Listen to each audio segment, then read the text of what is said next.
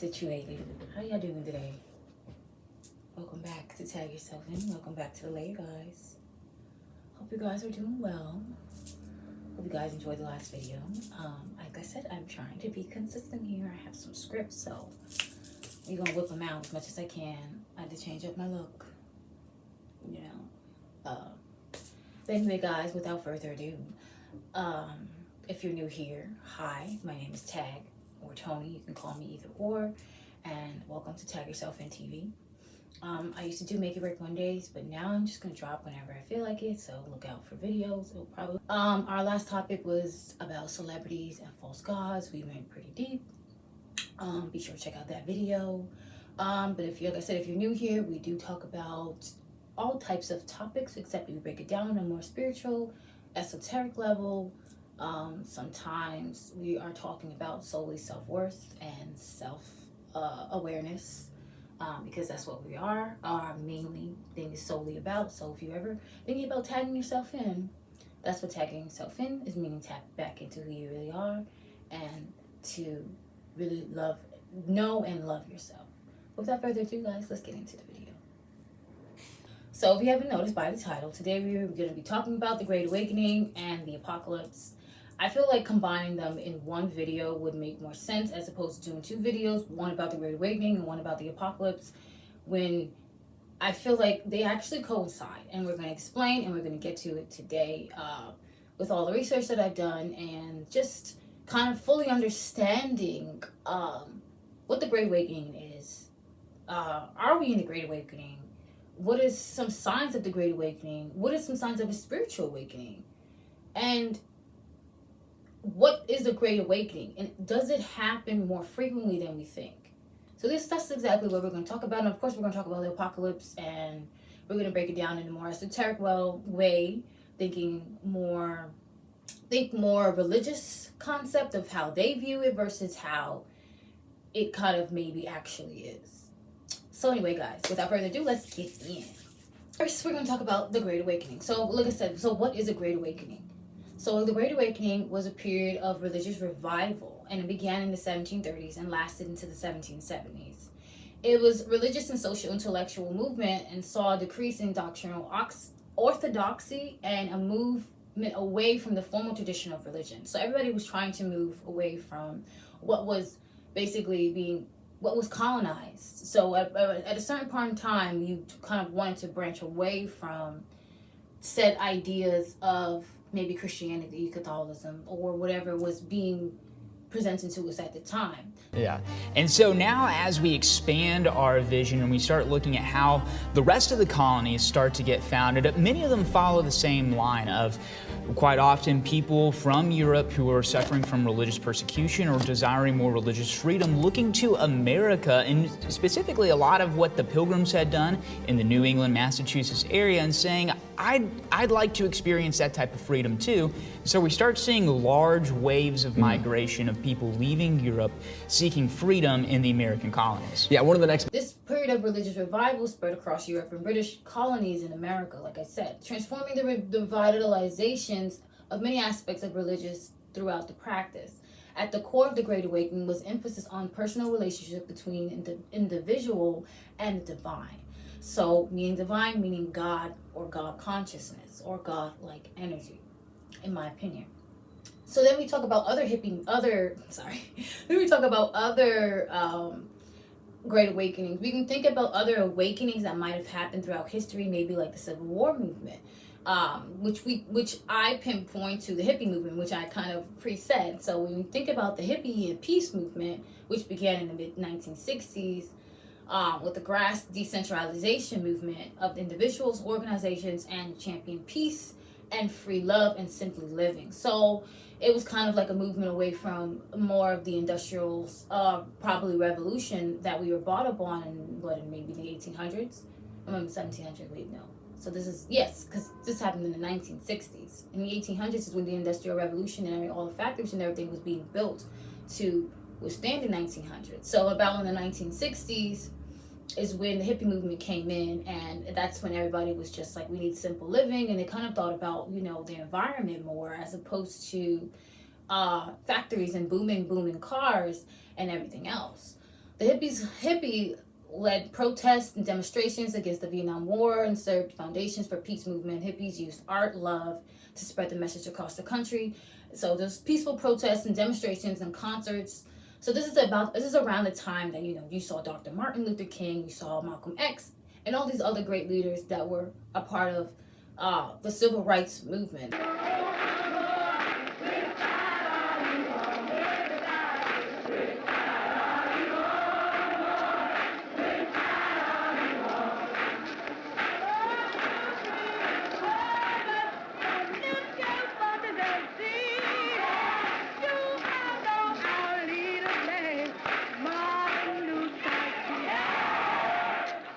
Dr. King, how are things shaping up now for tomorrow?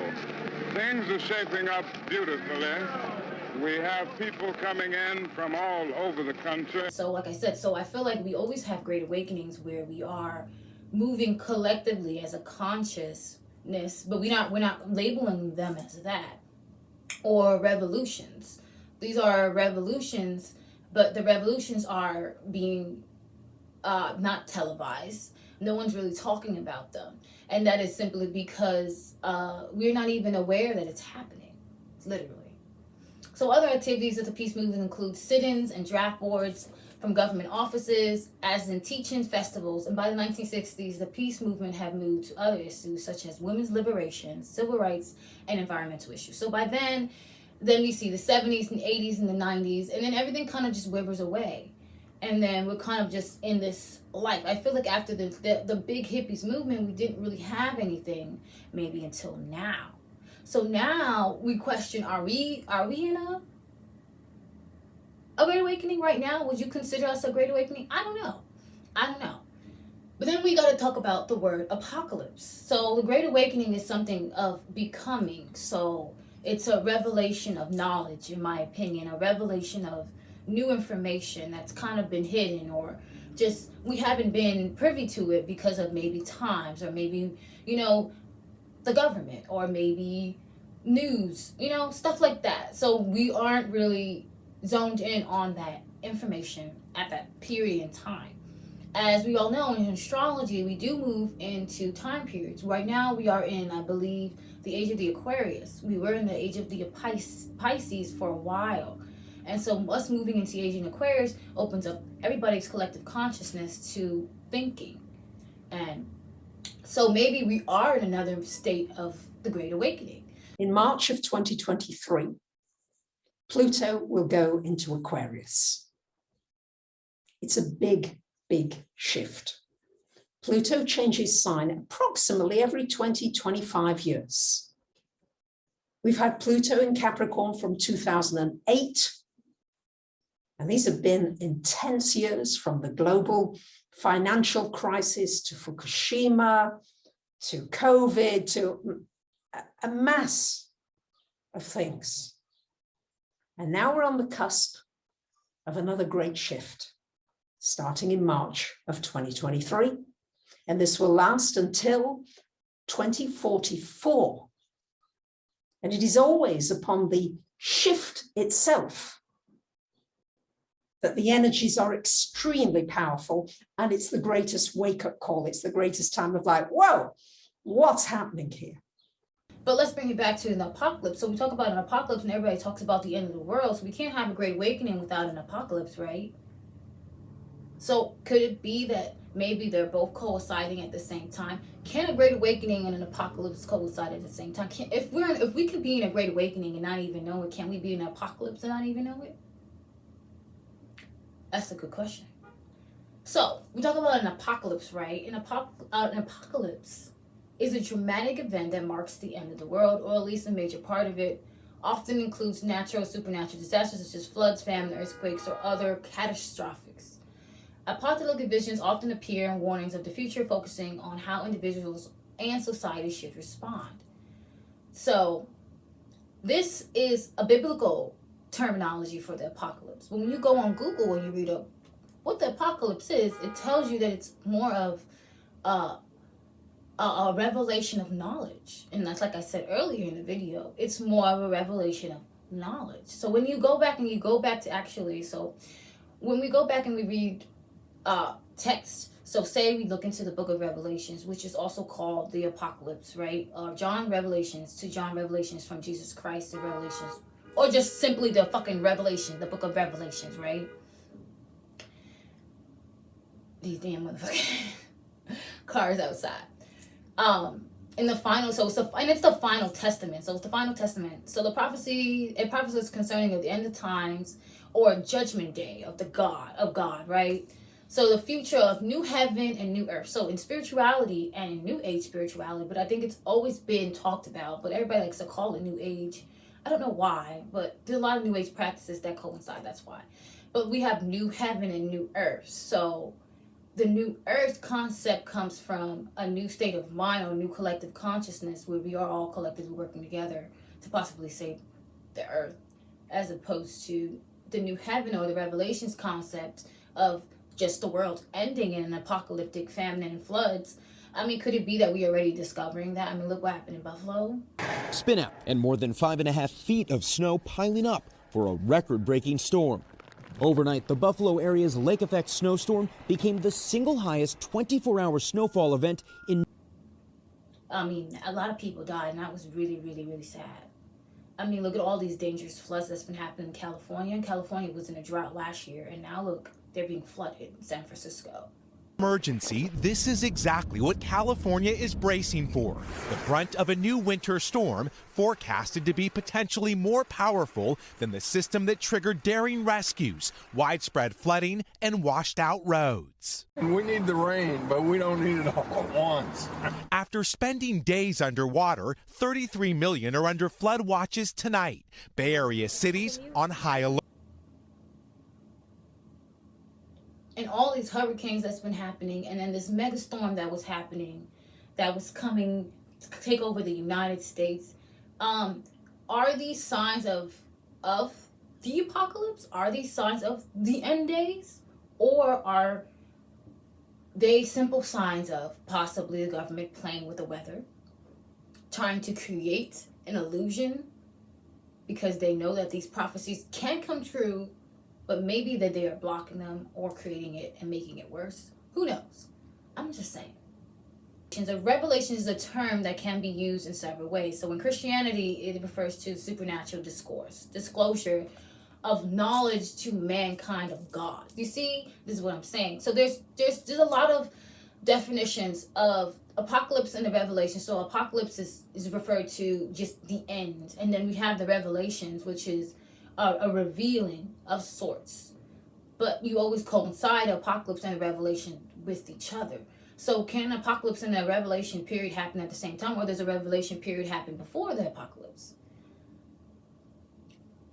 It doesn't make sense to me. But anyway, so it's a disclosure of knowledge to mankind by God. So I feel like we are in the state of disclosure. I feel like we've been in this state of disclosure maybe since 2020, since that went down. And since 2020 and everything went down, I feel like we've had, so it's typically through a prophet. Maybe we've had multiple prophets and the world has not just been aware of it. Who knows? It can also refer to a process of understanding something that has been previously being hidden or unknown. Like I said, so those words always coincide. In literature, it is the disclosure of startling or shocking event that changes the course of the plot and leads to a resolution. So that's what it sounds like to me. So it sounds like something that's so shocking, something that happens to the world that no one can really understand, but it always leads to a resolution that's always a positive outcome more than anything. So these words and how they coincide, and then we look into religious texts and you look into, all this. You can't escape it. I mean, when you think about a lot of books from, the Quran, you think a lot of books from the Bible, like I said, you think all these books, all these religious texts are all telling the story of the end of the world or the apocalypse or a revelation happening, either or, in some same form or order. They are all a part of that story that happens every time, right? So then we talk about Armageddon. So Armageddon, which we use in reference to like Dramageddon. Oh my God, the end of all this drama and stuff like that. But we never talk about it. Armageddon is literally described as the greatest destruction. So the end of the world. To me, the greatest destruction would be if we was to get hit with maybe a fucking a nuclear bomb or something. You know, like that would be the greatest destruction. Those are usually associated with the end of the world. So why do we associate Armageddon? So Armageddon is something that's not really spoken of, but the apocalypse is always spoken of. The apocalypse, to me, is just a tipping point. Then you have the revelations. And then you can possibly have Armageddon. If you are not wary of those revelations, I feel. So I feel like talking about all three coincides with the Great Awakening too, because I feel like you can't have a Great Awakening without an apocalypse, without a state of revelations, you know, or without a state of kind of Armageddon, not an end of the world, but end of the world as you know it. Meaning things have to change drastically in order for things to evolve. I mean, there's a lot that happens. I mean, when we bombed Hiroshima, a lot changed. We couldn't do a lot. And I believe spiritually that what happens above or what happens here affects the skies, and what happens in the skies affects Earth. They are vessels. They connect. And I feel like no one really thinks about it like that. So when we have all these solar storms and all these solar frequencies and everything, we're not wary about what that does to our weather and what radiation that may be sending down to us and all that. We're not wary of that at all, but we should be, because as above, so below. So then we go into, so we talked about how you really can't have a Great Awakening without a revelation, a period, or a period of an apocalyptic maybe event, which to me is what happened in 2020. I hate to say it, but I mean, we have to put it into a perspective where we can really understand it. Think about it. Look at the amount of people that passed away. 1, 2, 3. 1, 2, 3. 1, 2, 3. 1, 2, 3. You gotta roll them. Roll them. Before you didn't really have a time to think about it. You just had to get it done. Now you get time to sit back and look at what you've been doing and start processing your feelings. That could be one of my family members. That could be me.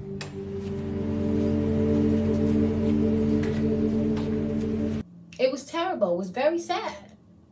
But to me, that was an apocalyptic event. It was a tipping point. And now I feel like we are in the time frame in 2022, well, we're in 2023 now, that we are in a time period of revelation. I feel like we've been in this since 2021.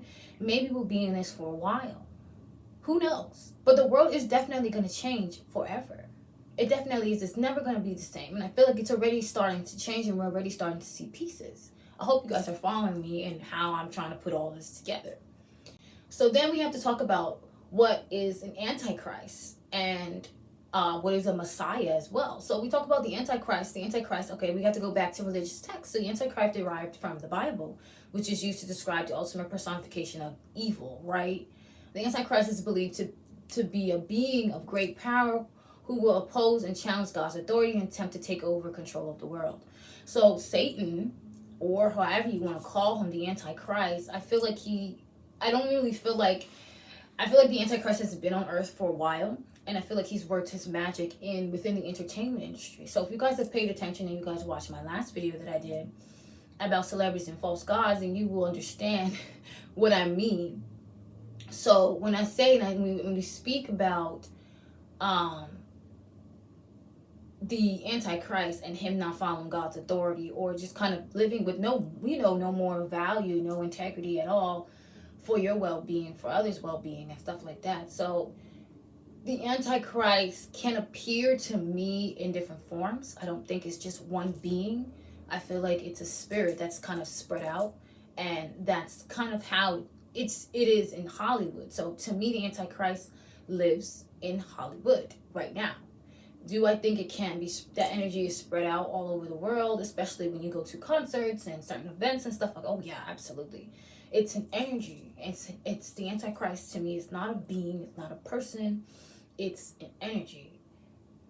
Even though they may describe it as a being of great power, I feel like it's over an overall energy, because people can have devilistic tendencies. They can have very sinister ways about them, very inhumane, no compassion for anybody else, just a very antichrist like behavior. And this has happened to just one person, and you see all these murders and killings that happen on the news, and you're wondering, like, what is really happening? To me, it's the energy of the Antichrist.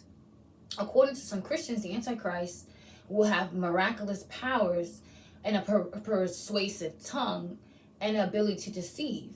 The appearance of the Antichrist is believed to be a persecutor to the end of the world. So, there's this video, I'm gonna try and put it in here, where they're describing, if I was the devil, what would I do? Like, and it was deep, because it made a lot of sense, because it's yeah. If I were the devil, if I were the devil, if I were the prince of darkness, I'd want to engulf the whole world in darkness, and I'd have a third of its real estate and 4/5 of its population, but I wouldn't be happy until I had seized the ripest apple on the tree, thee. So I'd set about, however necessary, to take over the United States. I'd subvert the churches first. I'd begin with a campaign of whispers. With the wisdom of a serpent, I would whisper to you as I whispered to Eve, do as you please.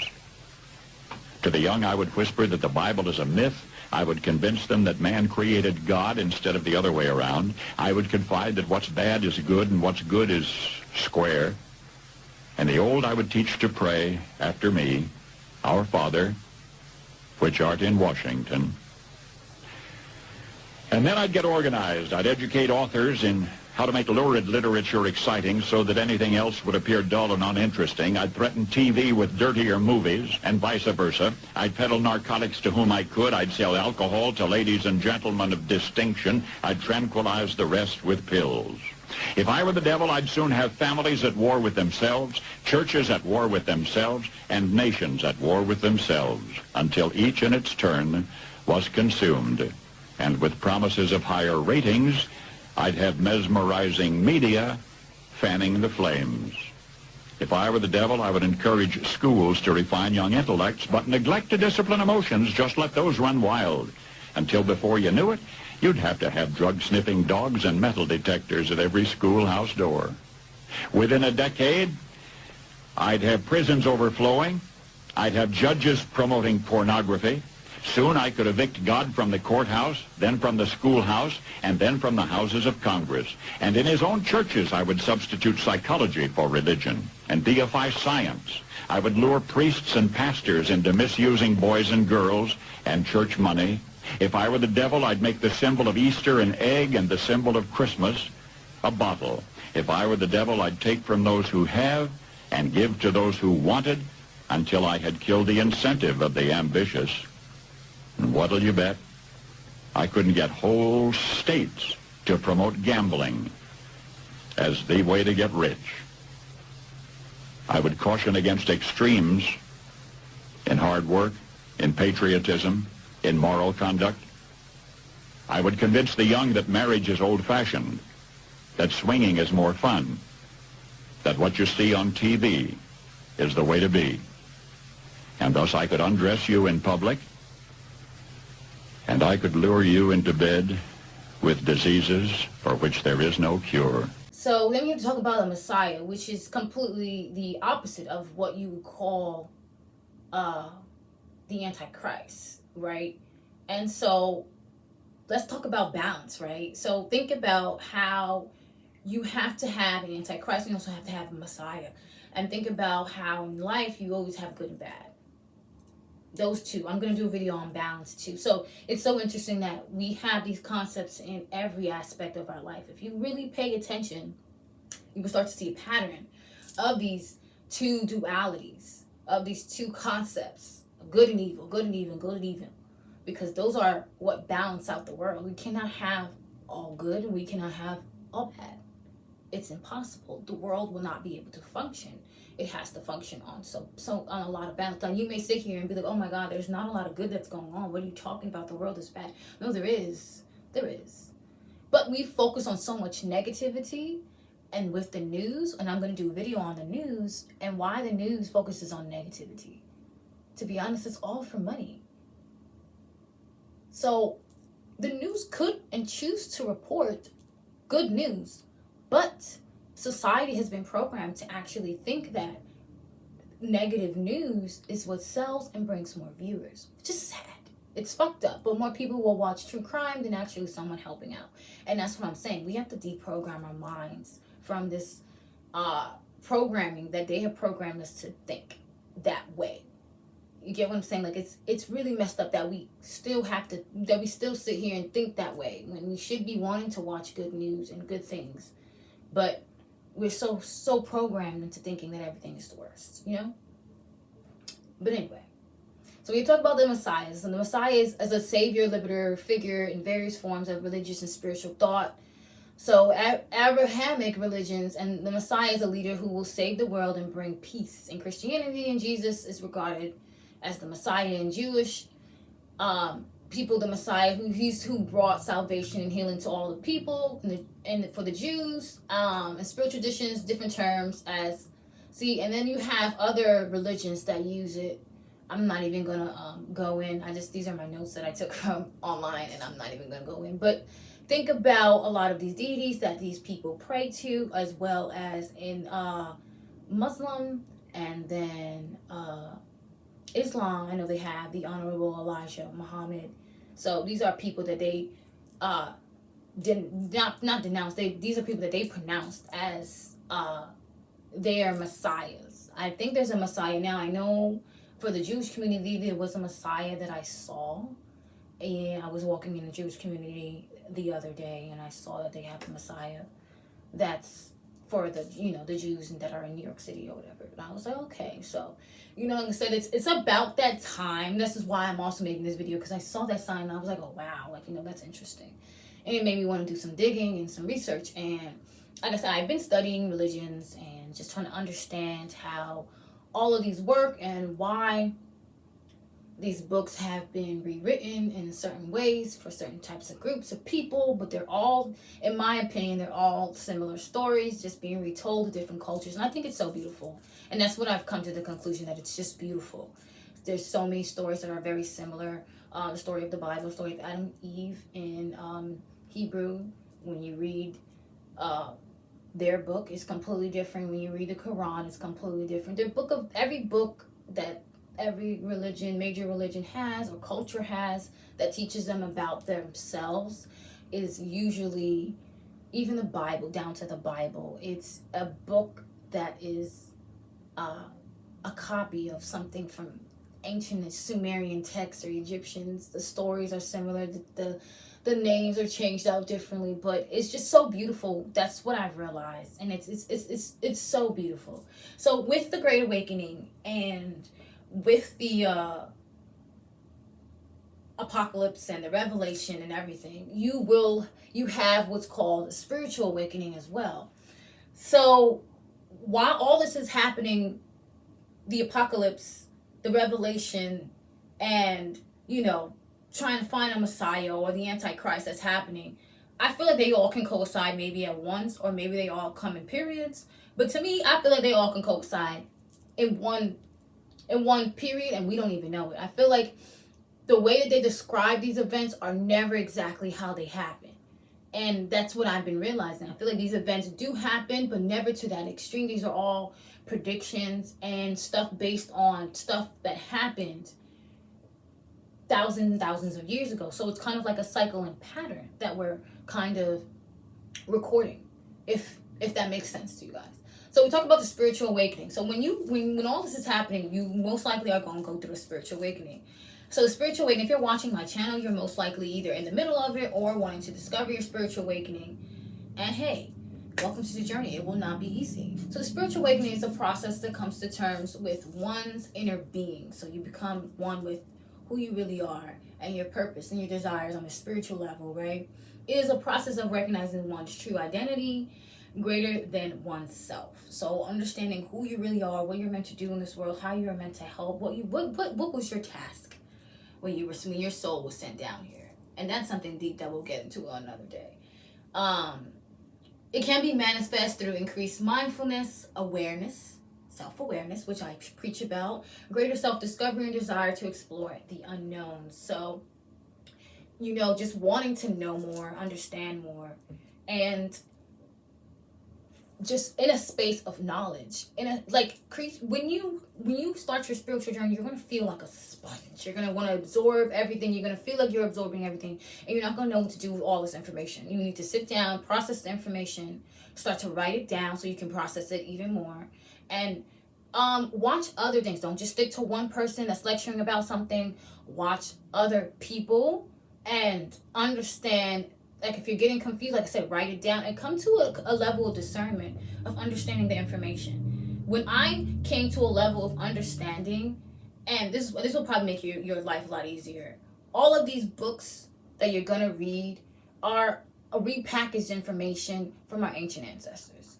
Just so you know, so you're aware. Any type of religion that you study, any type of cultural book that you read is going to be repackaged information. Because we are all learning this information as if it's new information, but it's all the knowledge is being revealed to us. So just know that. So don't feel like you're missing out on information. Don't feel like you're not learning enough, because it's so much information out here, and in time you will start to put pieces together and everything will start to kind of click.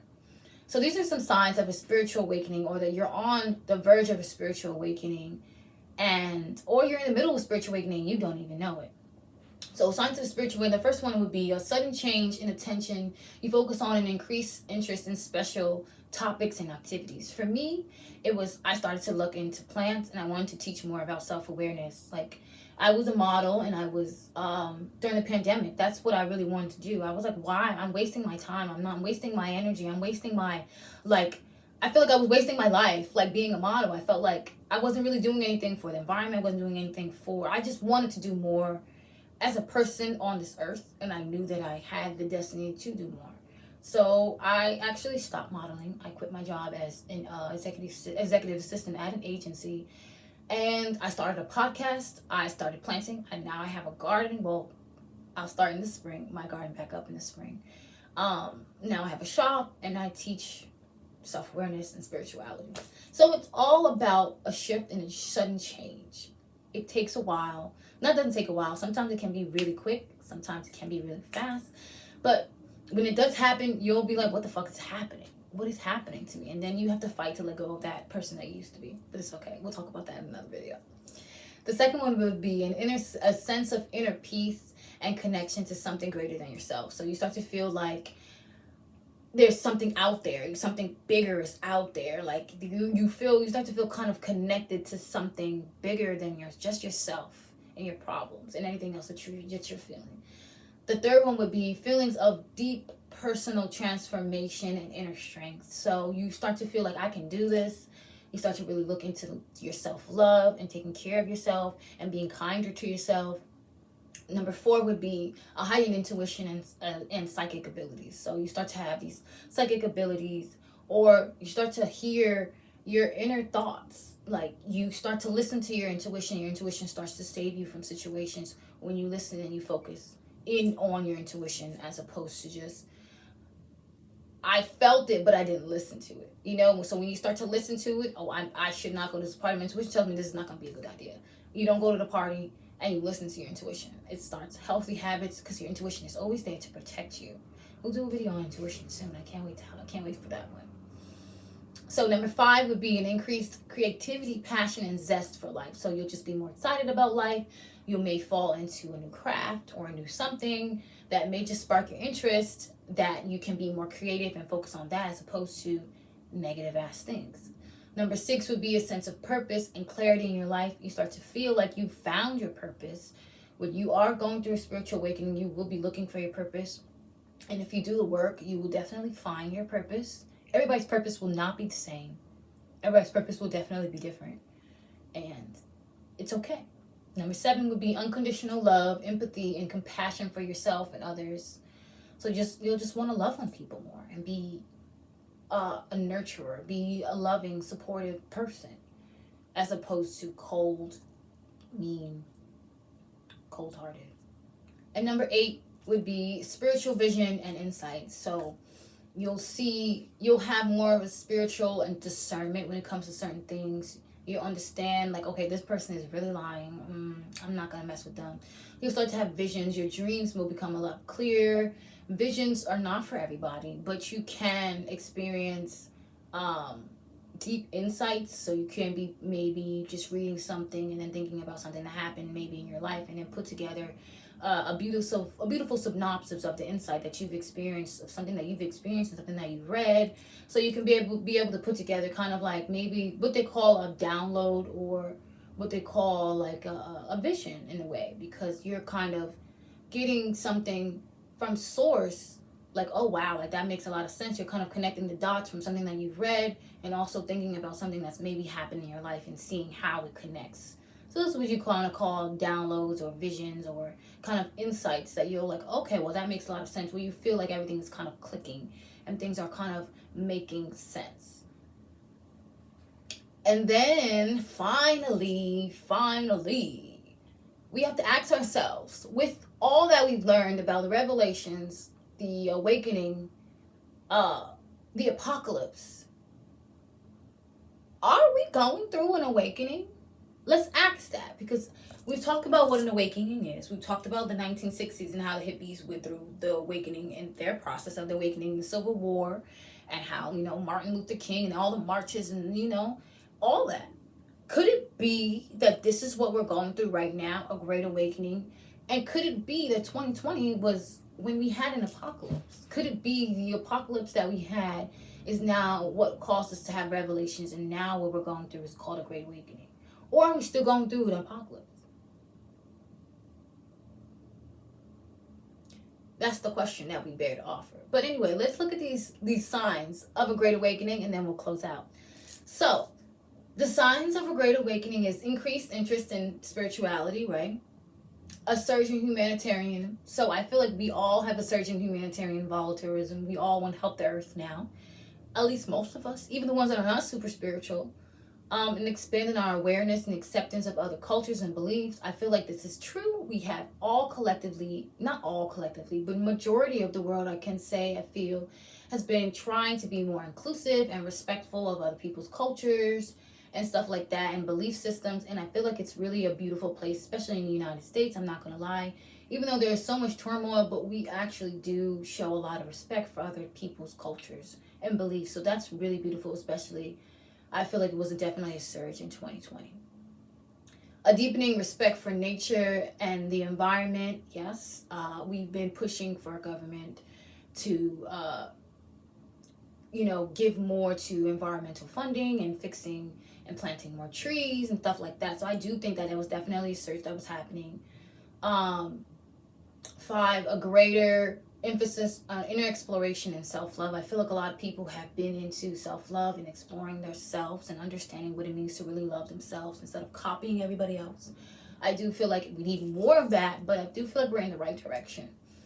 6, an embrace of global and collective consciousness. I do feel like we have expanded our consciousness, exactly that, because we are able to be more inclusive to other people's cultures, religions, skin colors, everything. But I do feel like it is definitely a problem, but we have made the right step in the right direction to be inclusive, which is beautiful. 7, a greater focus on helping to create more equitable and just society. So more equal society, I think, is definitely on our horizons. I feel like if we keep going this way that we're going on the awakening, we can. From spiritual to the activists to the non-spiritual people that are just using their voice every day to speak out against, nonsense is what makes us a just and equitable society that we can be. We are showing people that we have the ability to do it, and we can do it, you know. And then number 8, an intense personal collective search for the truth and purpose, which is 100% what we're doing right now. We are in the search for the truth, the answers. Google's censoring us, YouTube is censoring us, TikTok is censoring us, Instagram is censoring us. Every app that you can think of is censoring us right now, because we are we are in deep truth, in deep search of the truth. Oh, it was like I couldn't even get it out. Like, that's the spiritualness of it. Like, my throat, god damn, I need to go make me some damn tea. But yeah, like, we really are in the middle of the dig for the search for the truth, and some of us are able to search, find the truth, and bring it to you guys. A lot of you guys are still searching, and that's why we're here to help. So the few of us that are here pushing out the information and giving you guys an inner understanding and a bigger and a deeper understanding of everything is kind of what we're here for. We're here to help you understand exactly what makes sense, what doesn't make sense, to use your discernment, to understand that everything is not what it seems. It's okay to not know everything. We don't know everything, and we don't have to know everything. But with that being said, guys, I hope you guys enjoyed this video. I love you guys. I'll talk to you later. Bye.